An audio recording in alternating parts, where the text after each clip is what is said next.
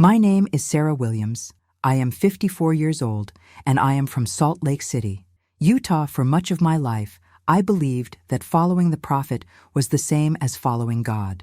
I grew up hearing that obedience brings blessings, that mission work was the greatest act of faith a young person could offer, and that the church was the only path to truth.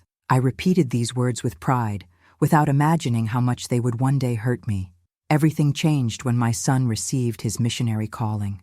I remember the emotion in his eyes, the family prayer before his departure, and the silence that filled the house after he left. I didn't know that goodbye would be the last. Since then, I have lived between faith and emptiness, between hope and questions that no one wants to answer. Please comment with your city and country.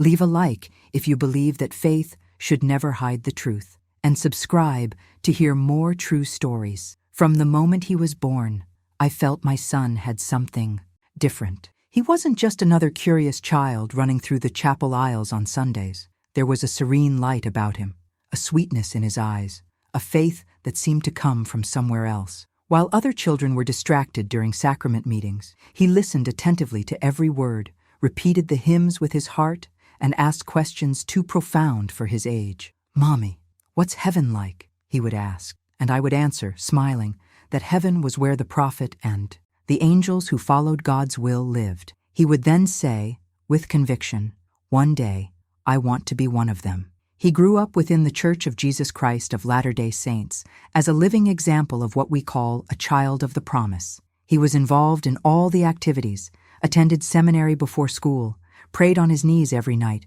and never forgot to give thanks for everything, even the difficulties. My husband and I saw in him the personification of obedience. When he turned 12 and received the Aaronic priesthood, we wept. The bishop laid his hands on his head and said that this boy would carry the gospel to many hearts, that he would be a pure instrument in the hands of the Lord. Those words remained engraved in me like a prophecy. Years passed, and his faith only grew stronger. He refused invitations to parties, saying he needed to remain worthy for the temple. He saved every penny for the missionary fund and studied the scriptures every morning before school. When he turned 18, he himself went to speak with the bishop to begin the calling process. I will never forget the day the letter arrived. It was a Sunday afternoon. The sun streamed through the living room window and illuminated the white envelope with the church's seal. We gathered the whole family, as tradition dictates, and he opened it, trembling with emotion. His voice broke as he read, "You are hereby called to serve as a missionary of the Church of Jesus Christ of Latter-day Saints." And before he even finished, we were all crying. My heart burst with pride. I saw in that moment the fulfillment of a lifetime of faith. We had done everything right, attended the temple, faithfully paid tithing, followed every piece of advice from the prophet. We believed that the promise of blessings would be infallible. When he received the parting blessing, the bishop anointed his head with consecrated oil and said that angels would accompany him. I remember every word as if it were yesterday. "The Lord will protect you from all evil. No danger will touch your path." I believe this with all my heart. On the day of his farewell, the chapel was packed. Young people, leaders, and families came to wish the new missionary good luck. He wore his black suit and the silver name tag with his name on it. Elder Williams, so young, so confident, so ready to serve. Before boarding, he hugged me tightly and whispered, "Mom, don't worry. The Lord takes care of his servants." I tried to smile, but obey. Mother's heart always senses something that others don't perceive. Still, I let him go, believing I was offering the greatest possible sacrifice to God, giving my own son to the work of the gospel. During the first few weeks, everything seemed perfect. He wrote enthusiastic emails, telling about the families he visited, the prayers answered, and the joy of teaching the Book of Mormon to people who had never heard of Joseph Smith. He said he felt the Spirit every day and that he was closer to God than ever before. I read every line with tears in my eyes, thanking heaven for keeping him safe. But as time went on, the messages became shorter, less frequent. The light in his words seemed to fade. He said he was tired, that the mission president demanded too much, that some companions treated him coldly. I thought it was just the weight of responsibility. "Keep praying," I replied. "The Lord will strengthen you." I never imagined that those would be the last messages I would receive. Diwam. Following Sunday, the bishop came to my house. I thought it was just a courtesy visit, perhaps a mission update, but his gaze was different, heavy, distant. He held my hand and said, "Sister Williams, we need to talk." My heart raced. He spoke slowly, as if trying to soothe an impossible wound. "We received news that your son has disappeared." For a moment, the world stopped. I couldn't breathe. "How could he just disappear?" I asked, trembling. He said the mission president reported that my son had gone out for a visit and hadn't returned. No explanation, no clues, just silence. The following hours were a whirlwind. I called every number I had, wrote to church headquarters, pleaded for answers. All I received were vague responses. "We are investigating. Continue trusting in the Lord. Have faith." But how can one have faith when God himself seems silent? How can one believe in promises of protection when one's own son, the same one who dedicated every second of his youth to service, simply vanishes without a trace? That night, I knelt on the bedroom floor, his missionary uniform in my hands. It still smelled of him, the scent mixed with the soap I used to wash his clothes before he left. And there, through tears, I murmured, "Lord, if I entrusted my son to you, why did you take him from me?" Since then, my faith has never been the same. I discovered that there are questions the church doesn't like to answer, that there are pains that don't fit into instruction manuals, and that sometimes blind obedience can lead us to the abyss of silence. When he left, I believed I was sending an angel. I didn't know I was losing a son. A Mormon mission has always been considered one of the greatest acts of faith and sacrifice within the church. Young men of 18 or 19 leave their homes, their families, their girlfriends, and all the comforts of home to dedicate 2 whole years to the Lord's work. These are years of discipline, silence, and total obedience. They wake up every day at 6:30 in the morning, pray, study the scriptures for at least 2 hours, and then go out in pairs, always in pairs, to preach from door to door, teach lessons, and invite people to baptism. No television, cell phones, secular music, or conversations with friends. The only communication with family is a letter or email once a week. That's how my son lived, and that's how I tried to survive the longing, waiting for each message as if waiting for a sign of life from heaven. In the first few weeks, he wrote with enthusiasm. His words were full of joy and faith, as if each day were a new miracle. He said he loved the people, that his companions were inspiring, and that the mission president called him a young man of pure spirit. He told stories of people accepting the gospel, described the landscapes, the simple lunches in members' homes, and even the sound of bicycles as they crossed the streets under the sun. He ended each letter with the same phrase, "The Lord is with me. Mom, don't worry." But, little by little, something began to change. The sentences became shorter, the details disappeared. The light that once shone from his words gradually faded.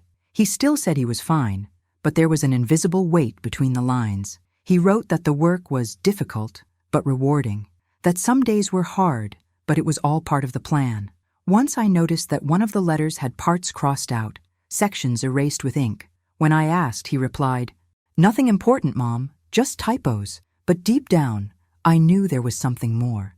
I started noticing strange patterns. He stopped mentioning the colleague he worked with. Before, he spoke fondly of him, saying they prayed together every morning.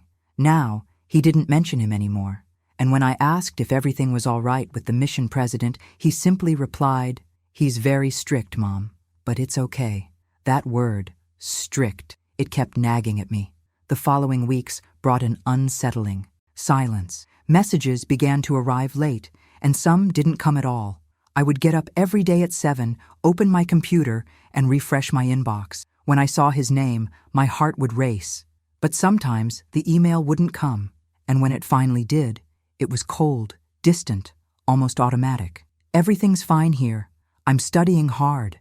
I have faith that the Lord will give me strength." One night, I sat alone in the living room and reread all the old letters, comparing them to the new ones. It was like watching a flower slowly wilting. His faith was still there, but the sparkle in his words had faded. One day, He mentioned something that sent chills down my spine. Some colleagues are being transferred without explanation. One of them cried a lot yesterday.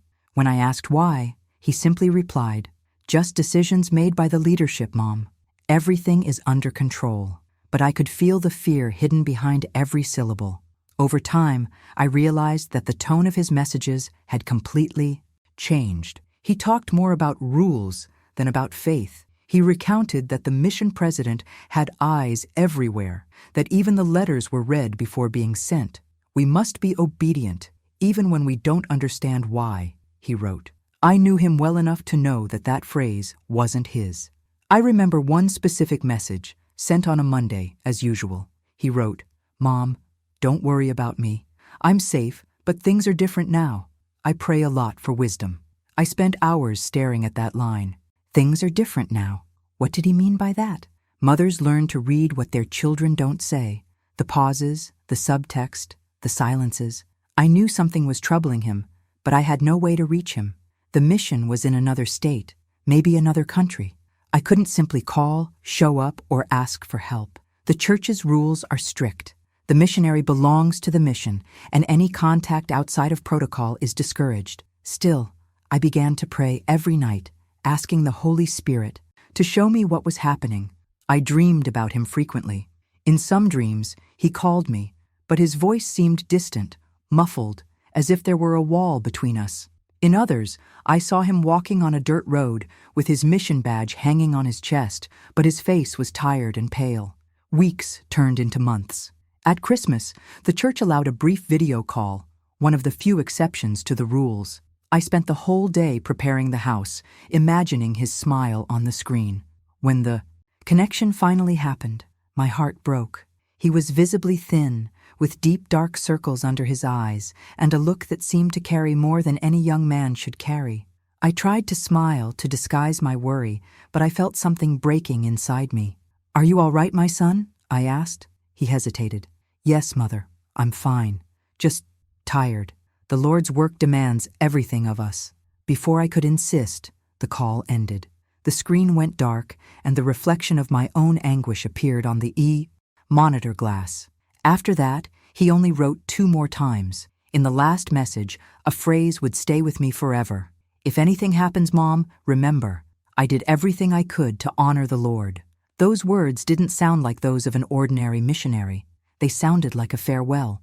That was the last time I heard my son's voice, even if only through the words. In the silence that followed, I discovered what it's like to wait for an email that never arrives, what it's like to pray without answers, what it's like to look at the sky and feel that God has hidden behind the clouds. The mission, which should have been a time of light and spiritual growth, became a desert of silence. And although I didn't know it yet, that was the prelude to something much darker, the beginning of the truth that the church would do anything to hide. The days began to drag on as if time had lost its meaning. Every Monday, I sat in front of the computer with my cup of coffee cooling beside me and waited. It was the day the missionaries wrote to the families. I knew the approximate time. I even knew the sound of the notification that made me rush to open the message. But that week, nothing arrived. I waited a little longer. Maybe he's busy, I thought. Maybe the connection is bad. But Monday turned into Tuesday. Tuesday turned into Thursday, and the inbox remained empty. At first, I tried to stay calm. I called the ward bishop and explained what was happening. He listened with the mechanical patience of someone repeating prepared phrases. He said it was normal, that sometimes missionaries are transferred to different areas, and that this can delay the messages. "Keep praying, sister," he said. "The Lord is in control." But there was something in his voice, a pause that was too long between words, that made me feel he knew more than he was saying. I waited another week. Nothing. The lack of news began to eat me up inside. The nights became long, endless. I would lie in bed, and the thought would haunt me. Where is he now? Is he eating? Is he sleeping? Is he alive? Every noise in the house seemed like a sign. I dreamed of him every night, and in each dream, he tried to tell me something, but his voice wouldn't come out. I would wake up with my pillow wet with tears. After 2 weeks without a response, I wrote to the mission presidency. I sent emails, messages, even tried calling, even though I knew that was frowned upon. The response came 3 days later, short and impersonal. Sister Williams, your son has been transferred to a remote area. Communication may be limited for a while. Please be patient and trust in the Lord's timing. I read those words dozens of times. Remote area. Limited communication. That was all they gave me. No details about the location, no address, no letter with the new companion. Just evasive phrases, as if they were filling the void with forced faith. But the Spirit told me something was wrong. It was a feeling I couldn't explain, a weight in my chest, a pain that went beyond longing. With each prayer, God's silence seemed more deafening. I began to lose sleep completely. I spent the early mornings reading the Book of Mormon, trying to find answers between the lines. I randomly opened to a passage from Alma and read, "The Lord allows his servants to go through trials to strengthen the faith of those who love them." I wanted to believe it. I really did. But the faith that once sustained me now seemed like a cold wall between me and the truth. I spoke with other mothers in the stake, and some told me that this happened from time to time, that perhaps he had been called to a special, hard-to-reach area, but none of them seemed truly convinced. I could see the discomfort in their eyes, the fear of saying what everyone thought, but no one dared to pronounce. Something wasn't right. I tried writing to the mission president again. This time, I was more direct. I need to know where my son is. I want a number, a city, any information. The reply came 3 days later, signed by an assistant. "Sister Williams, we appreciate your concern. Your son is doing fine and serving faithfully. Please avoid further contact until he can reach out again." I stood there, staring at the screen, in disbelief. Avoid contact. It was as if they were telling me to silence my pain, to be a good woman of faith and accept the mystery as part of the divine plan. But a mother's heart doesn't accept mysteries when what's at stake is her own child. I started writing everything down. Dates, times, emails sent, replies received, or rather, the lack thereof. I made a folder with his name and every detail of the mission. It was my way of keeping track, even when everything was slipping out of control. Time stretched on. Weeks turned into months, and the more I asked, the colder, more formal, almost threatening the answers became. Once, the second counselor in the local presidency told me, "Sister, sometimes excessive worry is a sign of a lack of faith." I left the chapel and cried in the parking lot for over an hour. Silence became an enemy. I would wake up in the middle of the night and think I heard the phone ringing. I would rush to answer it, but it was just the wind hitting the window. I missed his body, but what hurt most was the absence of his voice. That absolute silence began to take shape, as if it were an invisible presence inside the house. Everything reminded me of him: the chair where he sat, to read the scriptures, the room where the photos still were, and his mission badge hanging on the mirror. On some nights, I would kneel before the bed and say, "Lord, if he is alive, give me a sign. If he is not, teach me how to bear it." But nothing came, no answer, no peace, just the same emptiness, the same weight. It was then that I understood a truth I will never forget. When the heavens are silent, a mother's heart becomes a prophet. I began to feel that God was speaking to me in different ways, through the cold that woke me in the middle of the night, through verses that seemed to scream from the pages of Scripture, through dreams that came ever more vivid. In one of them, I saw him sitting in a dark room, wearing his mission suit, looking at me as if pleading for help. "Mother," he said, "don't stop searching." I woke up with my heart racing. I picked up the phone and started making calls, one after another. I spoke with area secretaries, stake leaders, even a former missionary who had served in the same region. They all told me the same thing: "We don't know anything." But the tone of their voices betrayed their fear. There was something they were hiding. The days became a series of unanswered prayers. Sometimes I found myself screaming at God in the middle of the night, begging him to tell me the truth, whatever it might be. I no longer cared about doctrines, hierarchies, or titles. I just wanted my son back, or at least to know what happened to him. And it was in this silent despair that something began to change within me. The faith that once made me accept everything now pushed me to question. And without realizing it, I began to tread a path that would take me far beyond the limits of the church, a path of revelations, of pain, and finally, of courage. because sometimes the true sound of God doesn't come from the answers, but from the echo of the silence He allows so that truth may finally find its voice. It was a Tuesday morning. The sun was weakly rising through the clouds, and I was already in the kitchen making coffee when the phone rang. The sound seemed to cut through the air like a blade. I answered, trembling, my heart racing. On the other end, a formal, distant male voice. "Sister Williams, this is the mission president. We need to talk." For a moment I felt relief. Finally, someone from the church was calling me. But that relief lasted only a few seconds. His voice was cold, measured, almost rehearsed. "Your son, unfortunately, is missing." The words echoed like thunder inside me. "Missing?" I repeated, confused. "What do you mean, missing? Where? How long ago?" The man hesitated. "We're investigating, sister. It was during a transfer. He left with another missionary to visit a family and didn't return." The ground seemed to disappear. The coffee slipped through my hands without me noticing. "But what are you doing? Did you call the police? Did you search?" I asked, almost shouting. On the other end, silence. Then he replied, "The church is taking all the necessary internal measures." That phrase, internal measures, sounded to me like a disguise for something much darker. Before I could insist, he continued, "We ask that you please maintain discretion. Do not speak of this publicly, so as not to cause confusion or harm the name of the missionary work." I was speechless. Should I, a desperate mother, remain silent to protect an institution? Blood rushed to my face, my hands trembled, and a silent rage began to rise within me.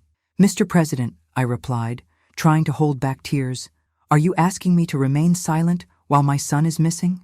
Is this what the Lord Jesus would teach?" On the other end, his tone hardened. "I understand your pain, sister, but we need to trust the prophet and maintain order. The Lord demands obedience even in trials." It was at that moment that I realized they feared scandal more than the truth.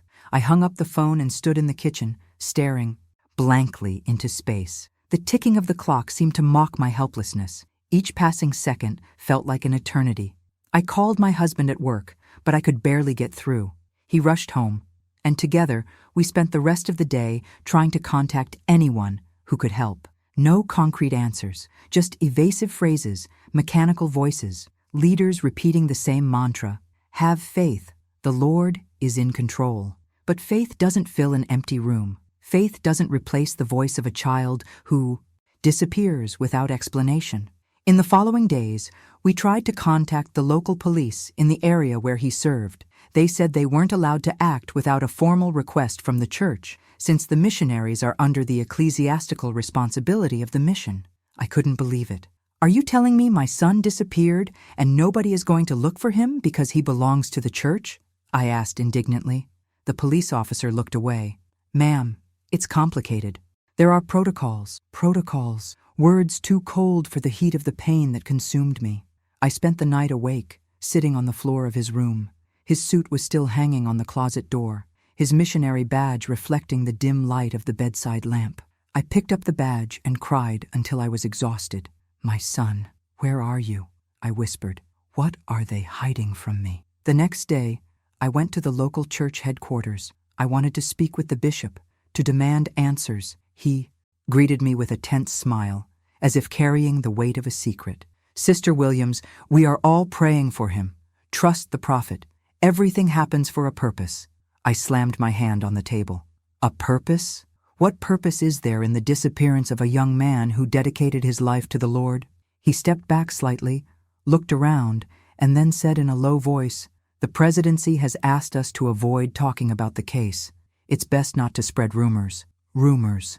That word wounded me like a knife. It wasn't a rumor. It was my life falling apart. It was my son disappearing into a fog of religious silence. I went home and started calling other missionaries who had served with him. Some answered. They all seemed nervous. They said they didn't know anything, that they'd heard rumors of an emergency transfer, that maybe he'd been sent to another mission, but nobody knew where. Some even asked me not to say I'd called. Fear was in every word. I tried contacting the mission. President again, but this time he wasn't answering. I sent emails, letters, left messages, until one day I received a short, curt reply. "Please, sister, avoid insisting. Your attitude could harm the reputation of the church and the progress of the work. Be patient and trust in inspired leadership." That sentence was the last straw. I threw my cell phone on the table and screamed with all the strength I had left. "I don't want to protect the church's reputation. I want my son." That night, lying on the floor, I understood that something deep had broken inside me. For the first time in my entire life of faith, I felt alone before God. The same God I had been taught to see as an infallible prophet now seemed distant, shrouded in a cloak of silence and secrets. I spent the next few days searching for information on my own. I called local newspapers, looked for missing persons records, contacted the families of other missionaries. Some responded anonymously, saying that there were things the church preferred to hide, incidents, abuses, disappearances that never came to light. It was like entering a labyrinth of forbidden truths, where each open door revealed another layer of fear. While I was searching for my son, they were trying to protect the image of the prophet. That was the phrase that has stayed with me ever since. I realized that within that structure of faith that I so revered, truth was a problem to be managed, not a virtue to be defended. And the more I cried out for answers, the deeper the conspiracy of silence around me became. I was no longer just a mother searching for her son. I was a woman awakening from a dream called obedience, which was now beginning to crumble before the cruel reality of an institution that preferred hushed-up scandals to revealed truth. It was at that moment that something inside me changed forever. Fear gave way to fury, and blind faith began to transform into courage. I didn't yet know how, but I decided I would find my son, with or without the support of the church, because God cannot be on the side of those who hide their pain, but on the side of those who face it. And it was there, amidst the silence and betrayal, that a new faith began to be born, a faith that does not fear the truth, however painful it may be. The days that followed were filled with searching, despair, and disbelief. Each morning felt like a replay of the previous one, the same emptiness, the same silence, the same feeling that the whole world had conspired to hide something from me. My husband and I began gathering everything we had: letters, emails, dates, names. We made a list of all the leaders who could give us information. We decided we wouldn't rest until we found an answer. But we soon learned that, within the church, certain questions aren't asked, and when they are, nobody wants to answer them. The first step was to contact the mission president again. He didn't answer. I wrote a formal email requesting copies of the transfer report and details about the last day my son was seen. Days later, I received a curt, unsigned reply. For reasons of confidentiality and to preserve the well-being of the missionary work, we cannot disclose internal documents. Confidentiality. That word began to haunt me. What was so confidential about a simple disappearance? What kind of missionary work needed to hide reports? It was then that I realized the truth wasn't lost. It was being carefully guarded. I started calling the church headquarters in Salt Lake City. I was transferred from department to department, as if no one knew anything, until a secretary, with a trembling voice, told me in a low tone, "Sister Williams, there are things that aren't in the official records." Before I could ask more, the connection dropped. I tried to call back, but the number no longer worked. Days turned into weeks, and the more I tried to understand, the more vague the answers became. A local bishop promised me help, said he would investigate on his own, but disappeared days later. Another leader told me with a forced smile that faith is a test, and that perhaps my son had been taken by the Lord for a greater mission. That revolted me. I didn't need poetry. I needed truth. I went to the mission myself. I got in my car and drove for hours, praying that the Lord would guide me. When I arrived, the building was simple, quiet, with a church flag flying in the garden. I was greeted by an assistant who made me wait in a cold room. After a few minutes, the president entered. He had a firm countenance and the posture of someone accustomed to giving orders. I told him everything, asked for access to my son's journal, the area records, the names of my companions. He listened to me without emotion. When I finished, he simply said, "This information belongs to the church, not to the family." I left that room with a lump in my throat. Every door I knocked on was met with a verse. Every plea was answered with a scripture about patience, faith, or submission. And the more they used the Bible as a shield, the more I felt that faith was being used as a weapon. I started investigating on my own. I discovered that one of my son's companions had been suddenly transferred to another country just days before his disappearance. I spoke with his family. His mother, nervous, told me that her son had returned different, quiet, disturbed, refusing to talk about his time on the mission. He said he saw things he should never have seen, she confessed, before starting to cry. From that point on, everything fell into place. My son didn't disappear by chance. He was silenced by the faith he swore to serve. I spoke with other former missionaries anonymously. Some mentioned strange practices within the missions, secret meetings, punishments for inappropriate conduct, spiritual chastisement applied to those who questioned the leadership. One of them said, in a low voice, that certain missionaries had tried to denounce inappropriate behavior by leaders, but were sent to other regions before they could speak. Everything was hushed up under the guise of obedience. A former mission secretary, now estranged from the church, showed me a copy of an internal report, an incomplete document, but with a sentence that chilled my blood. Incident classified. Subject transferred off record. When I asked what that meant, he looked at me with regret and said, "It means that someone wanted to erase your son's name from the official records." I came home devastated. I scattered all the papers on the table, reports, emails, photos, copies of messages, and realized that nothing made sense. It was like putting together a jigsaw puzzle with missing pieces, where each absence revealed more than the remaining parts. My husband tried to calm me down, but he also began to suspect something. "They're hiding something, Sarah," he said. "This isn't carelessness, it's control." From then on, fear turned to determination. I started writing everything down, as if it were a diary of the truth. I wanted to leave a record in case something happened to me too.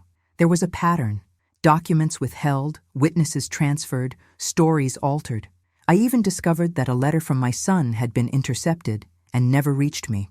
A trusted missionary later told me that the letter spoke of wrongdoings within the mission and of a leadership with dark secrets. The church, which had once embraced me like a spiritual mother, now stood like a wall made of silence, doctrine, and fear. And behind it, there was something that could not be said. I was even called to a meeting with local leaders. I expected comfort, but instead received warnings. One of them looked me in the eye and said, "Sister Williams, obedience is more important than understanding. Questioning the church is the first step toward apostasy." I replied, my voice trembling but firm, "And hiding the truth is the first step toward losing your soul." From that day on, I became an outsider among my own people. People avoided me in the hallways, whispered when I entered the chapel. Some said I was losing my faith, others that the adversary was confusing me. But I knew it wasn't the adversary.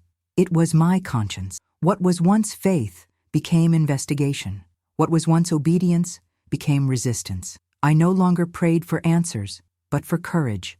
In one of my last attempts, I sought a contact within the church's records department. After days of persistence, he sent me an encrypted email, unsigned. The content was simple, but devastating.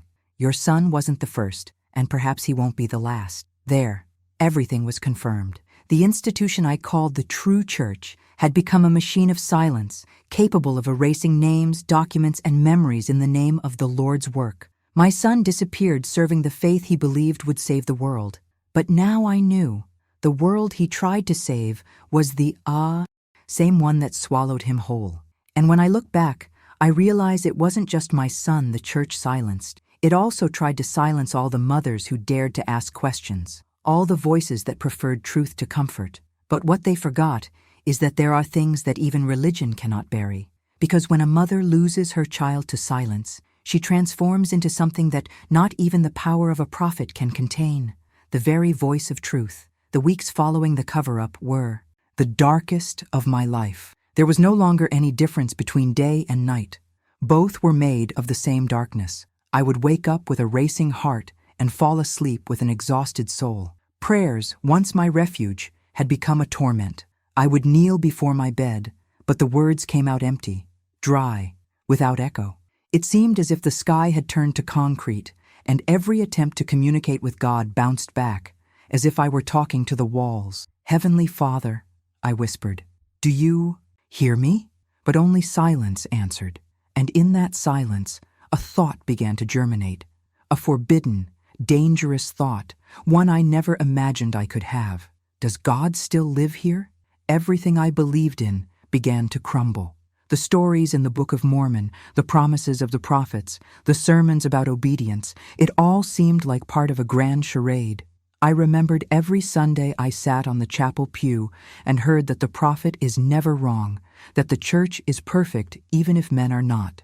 And now, seeing what they were doing with a mother's pain, I wondered, how can an institution that preaches love hide so much fear? I began to question everything. The temple, which had once been a symbol of purity, now seemed to me like a building surrounded by walls of secrets. The prophet's voice, which had once brought me peace, now sounded like an authoritarian order. Obedience, which had always been a virtue, had taken on the bitter taste of submission. My husband tried to comfort me, but he was also beginning to fall apart. We spent the nights in silence, side by side, staring at the ceiling as if waiting for a sign that never came. In one of those moments, he said in a trembling voice, "Sarah, maybe we put our faith in the wrong people." I wanted to deny it, but his words resonated deeply, and it hurt to realize he was right. I always believed that questioning was a sin, that doubting was giving space to the enemy. But for the first time, I understood that there were two types of faith, the one that liberates and the one that imprisons. And mine, at that moment, was a chain. The faith that once gave me strength now kept me prisoner of fear.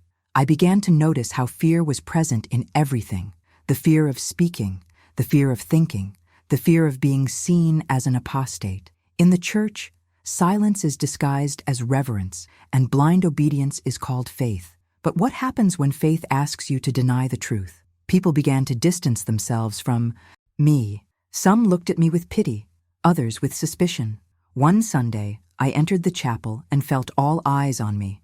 A sister came up to me and said in a low voice, "It's not good to keep talking about this, Sister Williams. These things weaken the testimony of others." I looked her in the eye and replied, "And what does hiding the truth strengthen?" She looked away and walked away. At home, I began to reread the scriptures, but now with different eyes. On every page, I saw what I had never noticed before: men using God's name to control other men. I began to understand that perhaps the faith I had been taught was not faith. It was fear disguised as devotion. I remembered the times the bishop said that the prophet spoke directly with God, that every decision came through divine revelation. And I wondered, if he truly hears God, why didn't he hear a mother's cry? Why did the same prophet who claims to be guided by the Spirit allow my son to disappear without answers? These questions began to consume me. I started avoiding the mirror because I no longer recognized the face I saw. It was as if every piece of my faith had shattered inside me, and the reflection showed a woman who no longer knew who she was. One day, during a fast and testimony meeting, a young woman came up to the pulpit and said, with tears in her eyes, that she wanted to be a missionary, like Elder Williams. My heart sank. She didn't know what had happened. Nobody knew. The church didn't allow his name to be mentioned, but they still used him as an example of faith. It was as if they had erased the person and kept only the myth. I had to leave the chapel before I collapsed. That night, I sat in the backyard under the dark Utah sky. The air was cold, and I could smell the distant scent of mountain pine. I looked at the stars and tried to imagine if my son saw them too, wherever he was. For the first time, I spoke to God without formalities, without rehearsed repetitions, without fear of making a mistake. "If you are love," I said, "then why does the love of your church hurt so much?" There was no answer, but something inside me stirred. It was as if faith, once armor, began to transform into skin, vulnerable, alive, human. In the following days, I decided to stop going to church. It was like tearing a part of me away. I received visits, calls, and messages asking me to return to the flock. One sister told me I was being tested by Satan. I replied that perhaps it was God who was testing me to see if I would love truth more than reputation.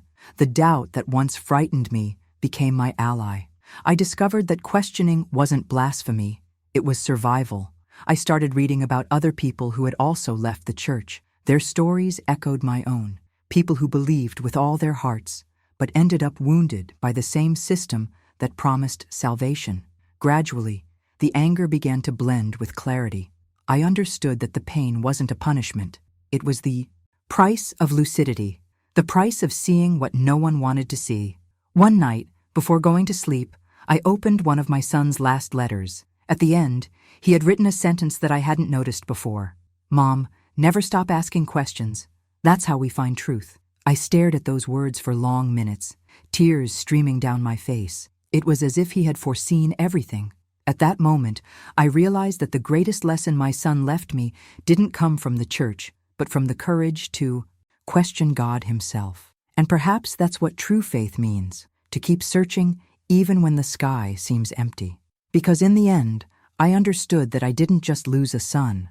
I also lost the illusion of a God who hides behind temples and titles. But at the same time, I found something I never had before, a free, naked faith, born from the ground of pain and not from the altar of fear.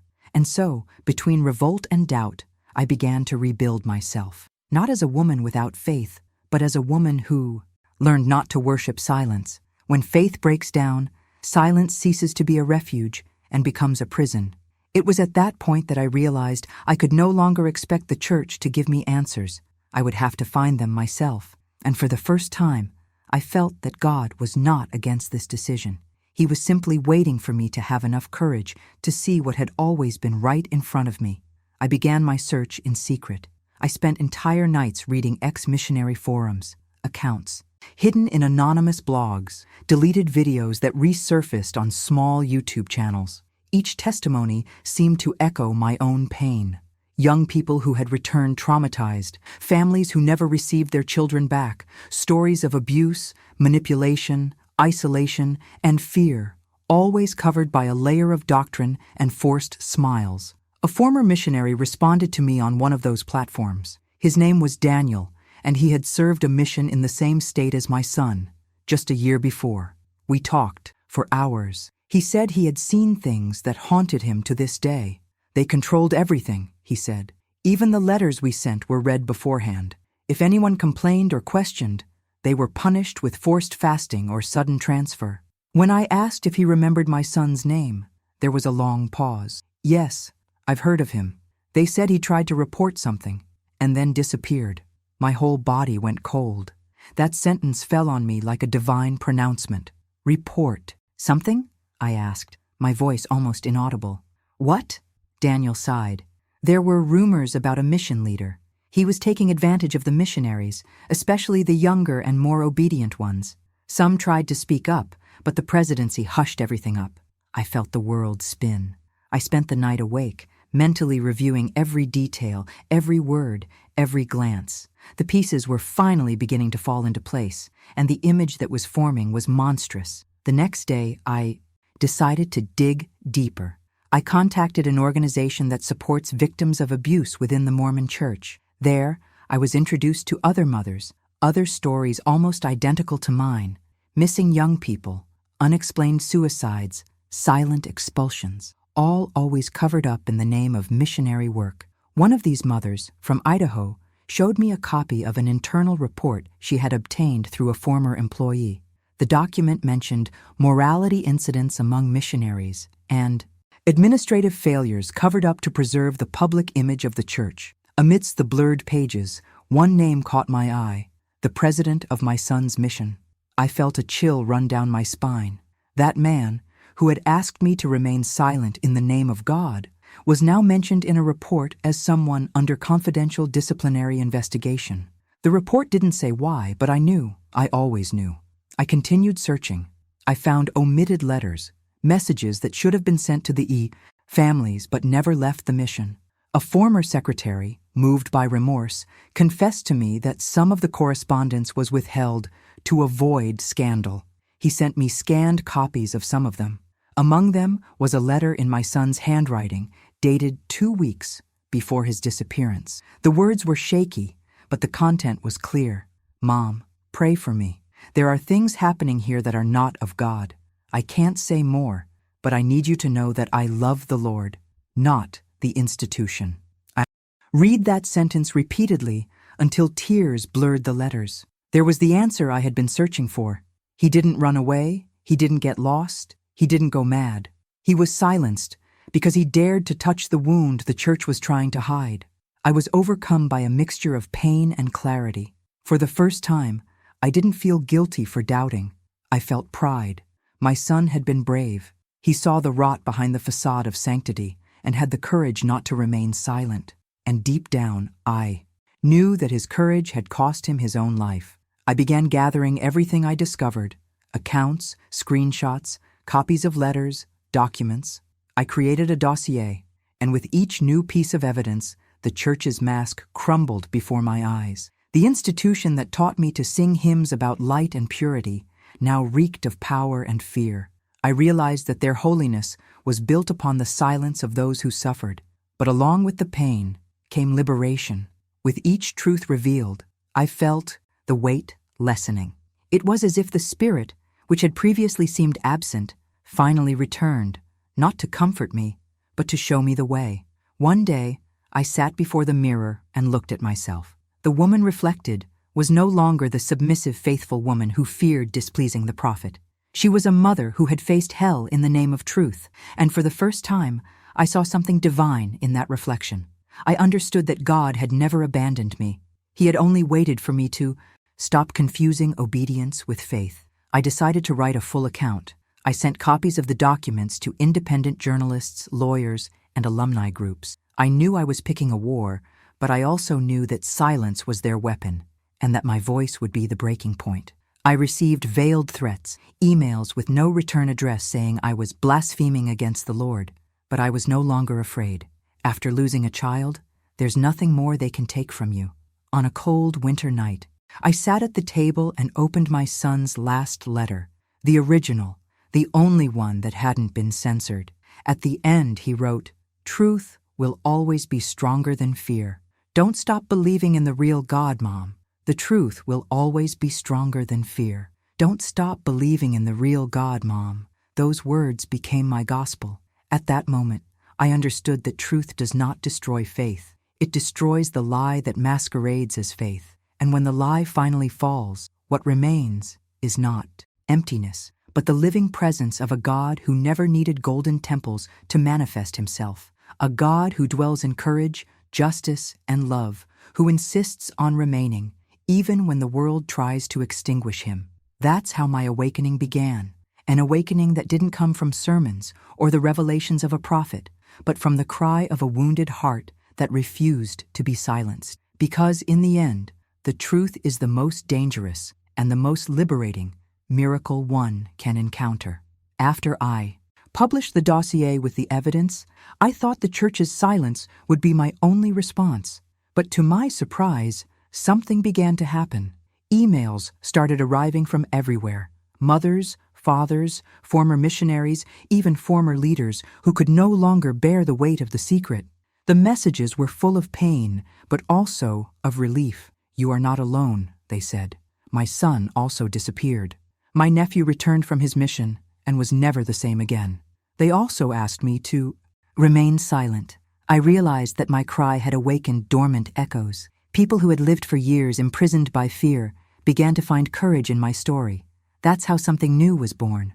A community of voices that, for so long, had been muffled by the weight of guilt and silence. We created an online group, discreet at first, just to share information. We gave it the symbolic name of Truth Mission, the mission of truth. There, the stories flowed like tears held back for decades. Each account was a mirror of my own suffering. Missionaries who had been punished for denouncing abuse, families silenced by veiled threats, young people excommunicated for questioning leaders. Some were still afraid to identify themselves. Others spoke for the first time in years, freeing themselves from the chains of shame. We began cross-referencing information, piecing together documents, connecting names and dates. It was like reconstructing a puzzle that the church had tried to hide under the altar. We uncovered internal reports on moral incidents, emergency transfers, records of suicides classified as emotional problems. The more we read, the clearer the truth became. These were not isolated cases. It was a system, a pattern of cover-up carefully maintained for decades. We gathered the evidence and took it to the public. We published the stories on an independent website, contacted journalists and human rights organizations. When the first story aired, my heart pounded.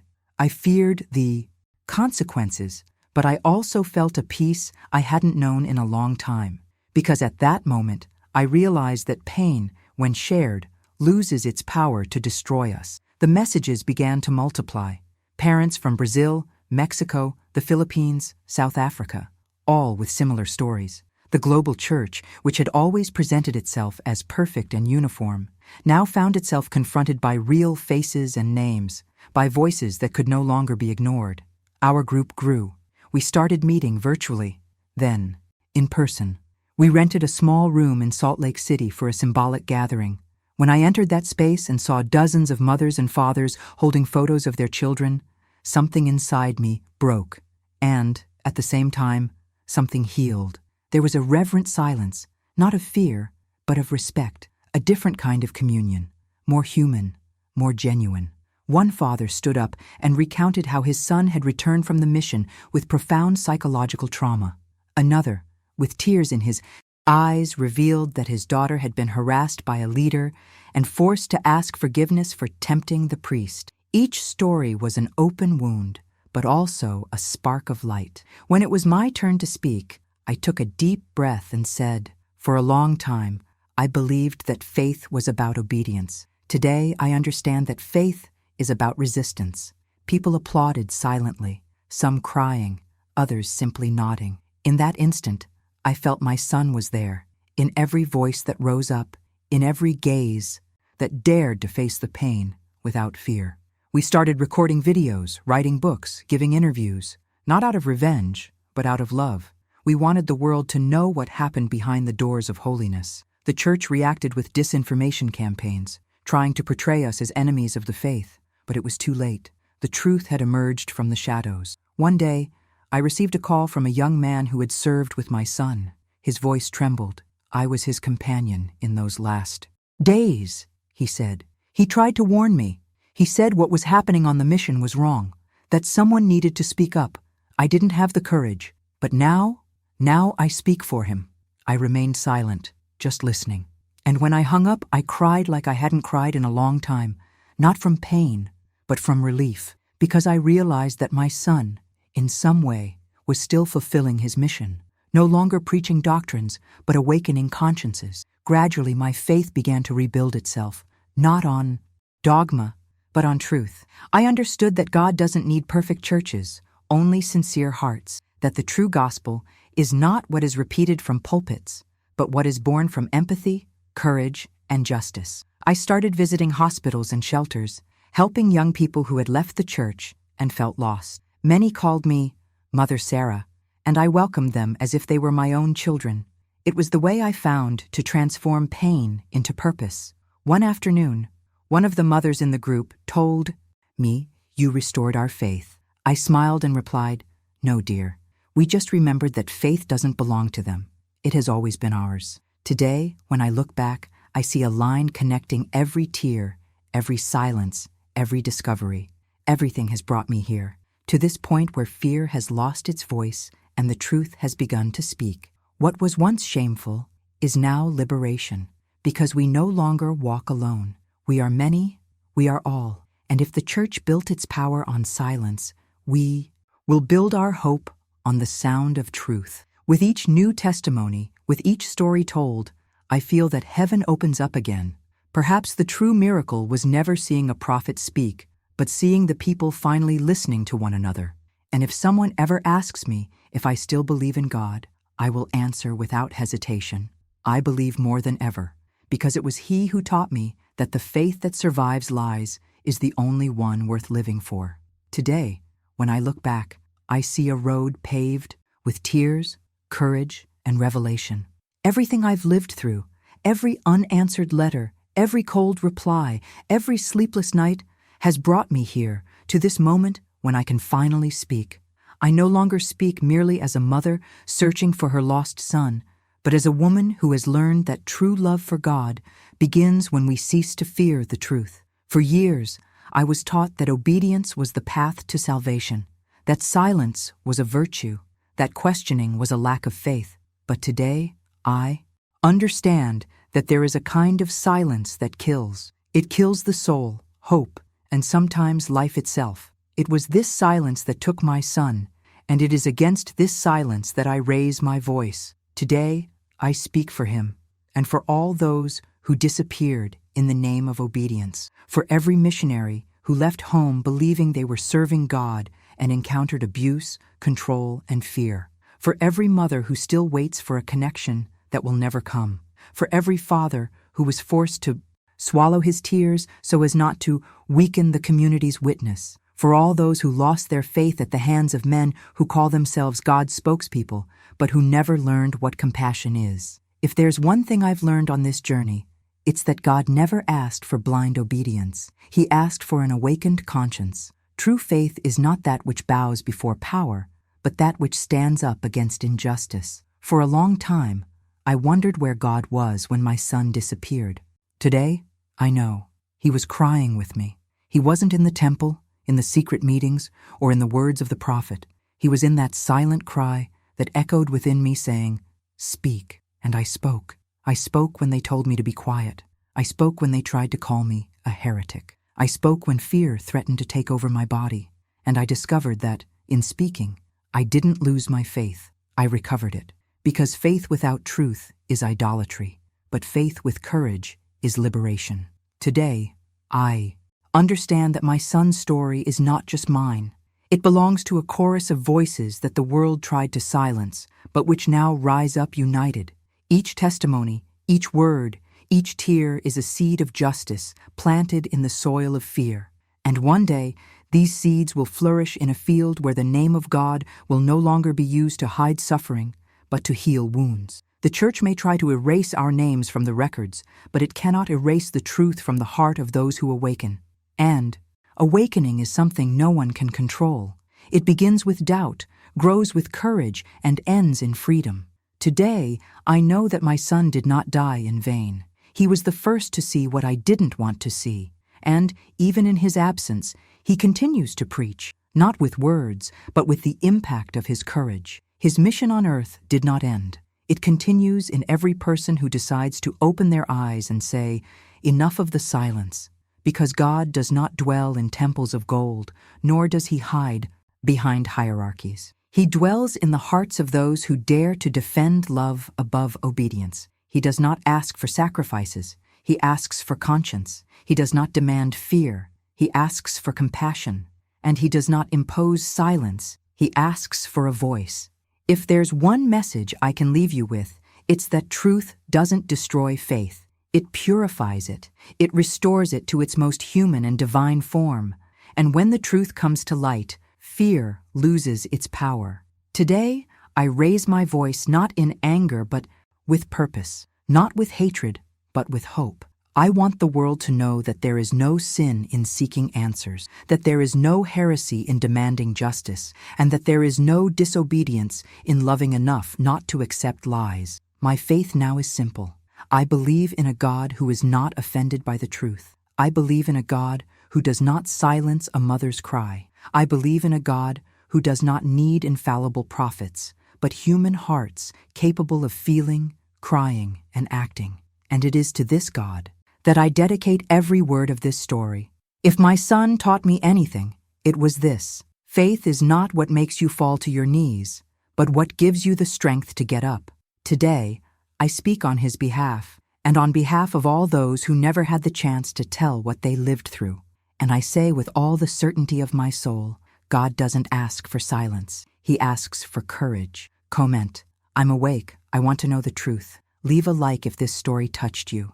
Subscribe for more true stories. And look, the next video, another testimony from someone who also dared to tell the truth. And before I conclude, I leave you with one last thought. Not as a mother, but as a woman who lost everything to find herself. Perhaps the true miracle is not believing without proof, but continuing to believe even after knowing the truth. Because, in the end, what was once pain transforms into light, and what was once silence is now liberation.